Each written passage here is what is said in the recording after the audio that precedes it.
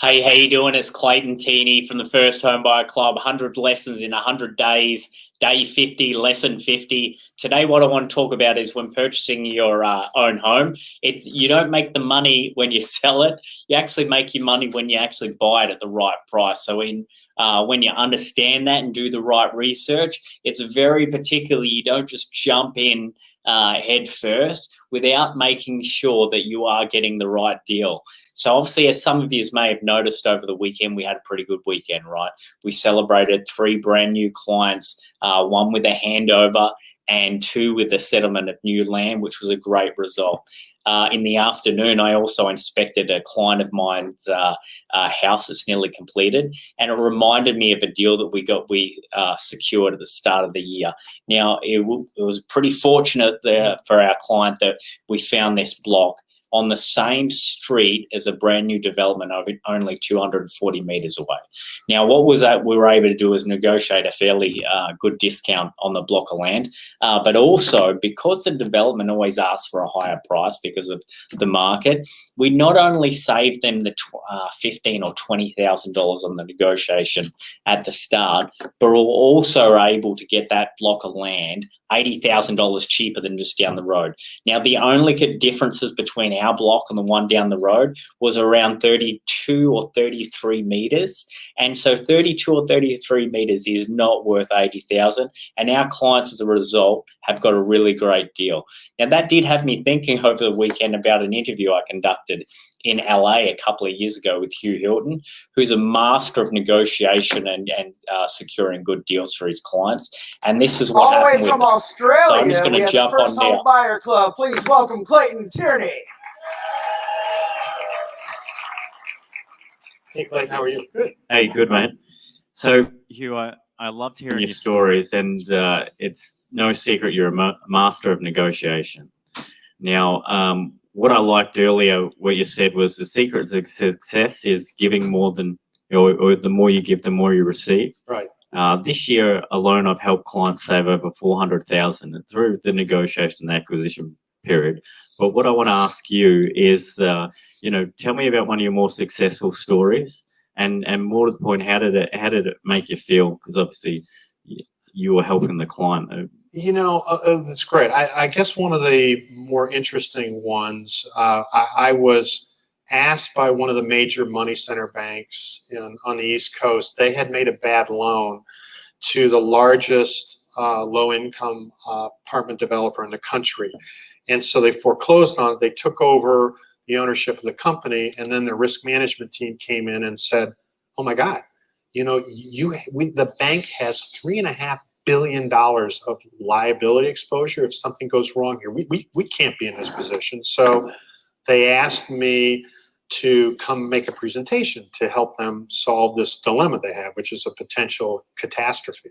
So I thought, okay, now I could, if it was a tip, the way old Hugh would have said, great, this is a great opportunity to make a lot of money because they got a big problem.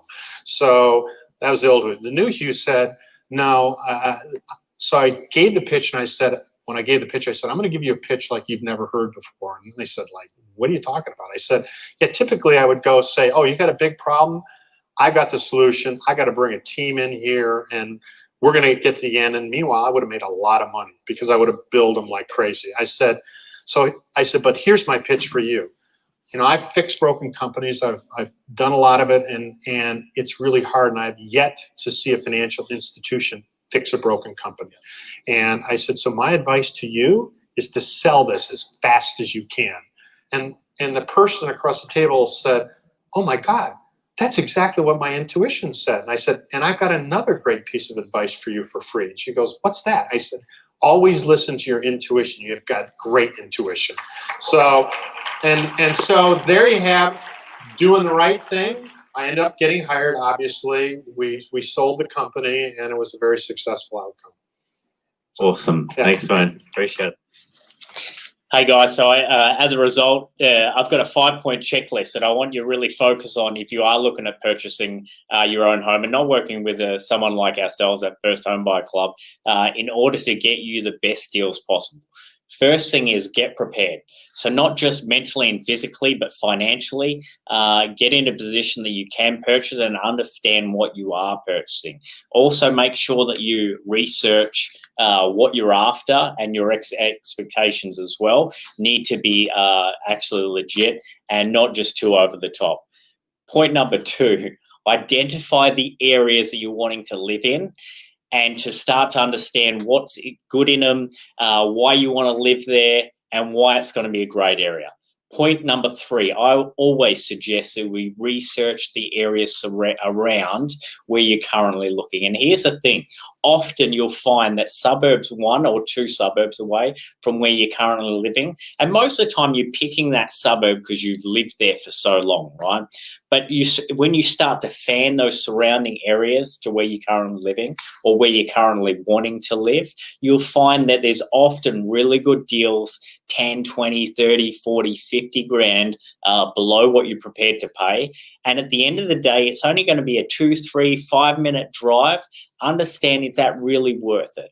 Now, if that other area doesn't have anything going for it and there's no infrastructure and no shops and no transport, that's fair enough. Consider those areas. But a lot of the time they have everything that your area has. It's just $50,000 or $60,000 cheaper, and it's actually not a bad area. Pick number 4, don't be emotional. And what I mean by that, especially if you were to go to an auction, people get caught up in the fact that once they've put their toe into the water and started negotiating or started committing, that they don't want to lose, right? And they think emotionally and pay way too much money when it comes time to the end. Make sure that you have cutoff points. You know for yourself, you're only going to spend to this amount, this level, and this is it. If you start to go too far over, especially when you've done the research, understanding what you can afford, what you want to pay, the areas you want to pay, if you still go over that point, there's a reason why you shouldn't be taking it. And the last part is, don't be afraid to ask for a discount. Negotiate. You've done the research. You know what it's worth in the area. You understand the surrounding areas and their value. And you also, if you've done the right research, like what we do at the First Home Buyer Club, we use RP data and other software to assess how long it's been on the market, especially for infill blocks where you get the best deals. There's also always some great deals just around the corner from a brand new development that no one ever thinks of because it's on page 2 or 3 of realestate.com. When you know that a certain block of land or house has been on the market for a long time, you've got more room to move on the price. You can also see what they paid for it, and if there's a gap between what they paid for it and what they asked for it, you know that mentally that person is prepared to negotiate down, especially as it gets on in the process. There's the 5 tips. I hope you enjoy them. I hope you implement them. And if you aren't working with someone like my team, make sure you stick to them because you're going to save yourself a lot of money. All right, guys. Happy Monday. Talk to you soon. Bye.